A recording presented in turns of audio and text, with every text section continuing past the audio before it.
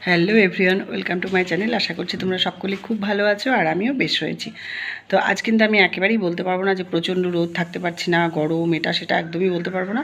কারণ সূর্যমামা ব্যাপারটা ভীষণ প্রেস্টিজের দিকে নিয়ে নিয়েছে। রাতে প্রচণ্ড পরিমাণ ঝড় বৃষ্টি হয়েছে আর তাতে করে সমঝোতা হয়েছে যে তুইও থাকবি আমিও থাকবো। তাতে করে কি হয়েছে, তোমার হালকা করে রোদও আছে আর একটু একটু হাওয়াও আছে। সব মিলে চারদিকে জল রয়েছে ছড়িয়ে ছিটিয়ে। আজকের ওয়েদারটা প্রচণ্ডই মজার, প্রচণ্ডই ভালো। আচ্ছা, তো আমার মেয়ের ছিল আজকে হাফ ডে, মেয়ে স্কুল থেকে চলে এসেছে 11টার মধ্যে। আর বড় গেছে তিনসুকিয়াতে আমার জিনিসগুলো সব কুরিয়ার করতে। তো কুরিয়ার করে কিছুক্ষণ পরে চলে আসবে, তাই আজকে আমার রান্নার তাড়াটা প্রচণ্ড পরিমাণ। তো চলো এবারে আমি আগে প্রথমে ফটাফট রান্নাটা করে নিই। পিকলু, কেন এত দুষ্টু করছো? এর দেখ, তোকে মেরেই দিল। ছি ছি, কি লজ্জা, কি লজ্জা। পিকলু পান নেই আজকে। আমার শাশুড়ি মাথা ঠাকুরানের মাথা একেবারে গরম, আগুন হয়ে আছে মাথা, কারণ বাড়িতে পান নেই। মিক্স সবজি রেডি হয়ে গেল, বানিয়ে নিয়েছি মিক্স সবজি আর করেছি মুগ ডাল, শশা দিয়ে মুগ ডাল, আর আছে মিষ্টি কুমড়ো ভাজা। তো আজ যেহেতু শনিবার, তার জন্য আজকে আমাদের নিরামিষ। তো রান্নাটা তাড়াহুড়ো করে করার জন্য দুটো কারণ আছে। একদম বর চলে আসবে, সেটা একটা বড় কারণ। আর আরেকটা হলো, আজকে আমি আমার মেয়েকে একটা সারপ্রাইজ দেবো, একটা খাবার বানাতে যাচ্ছি। তো তার জন্য আমাকে রান্নাটা তাড়াতাড়ি শেষ করে নিতে হলো। একটা পাত্রে আমি নিয়ে নিলাম বেসন 2 কাপ আছে এখানে বেসন। আর এবারে এখানে আমি চিনি আর নুনটা মিক্স করে নিচ্ছি। তো এখানে দেখো 2 চামচ চিনি দিয়ে দিয়েছি আর 1 চামচ নুন দিয়েছি। তো এবারে এটাকে আমি ভালো করে গুলিয়ে নিচ্ছি। অল্প অল্প করে জল দেব আর অল্প অল্প করে গুলিয়ে যাব।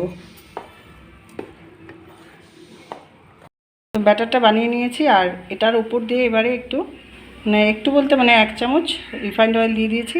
তো এবারে আরেকবার এটাকে একটু ভালো করে মিক্স করে নেব। 10 মিনিট একটু রেস্টে রেখে দিব। আর এখন এটাতে দেখো 1 চামচ ইনো আমি মিলিয়ে দিচ্ছি। ফট করে এটা কেক টিনের মধ্যে ট্রান্সফার করে দিলাম আর একটু ট্যাপ ট্যাপ করে দিয়েছি। তো এবারে এটাকে আমি প্রিহিট করে রাখা জলের উপর এটাকে বসে দিচ্ছি। এখানে আমি কড়াইতে জল নিয়ে প্রিহিট করে রেখেছিলাম। এবারে এটাকে আমি ঢাকা দিয়ে দিলাম। তো ওটা বসিয়ে দিয়ে মেয়েকে আর মাকে খেতে দিয়ে দিয়েছি। মার খাওয়া হয়ে গেল আর মেয়ে খাচ্ছে এখন।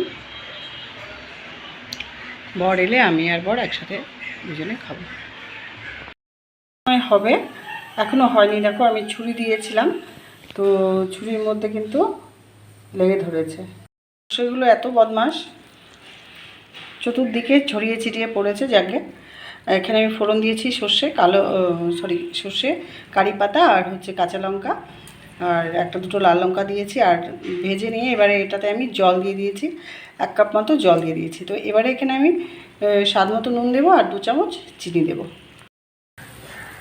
তো আমি এটাকে ঢেকে দিলাম আর এটাকে অফ করে দিলাম। আমার সুগার সিরাপ রেডি হয়ে গেল আর এদিকে ইনিও রেডি হয়ে গেছে। দেখো দেখো কি সুন্দর জালিদার আর কত মোটা হয়েছে। চলো এবারে এটাকে আমাদের কাটার পালা। এবারে আমরা এটাকে কেটে পিস করে নিই।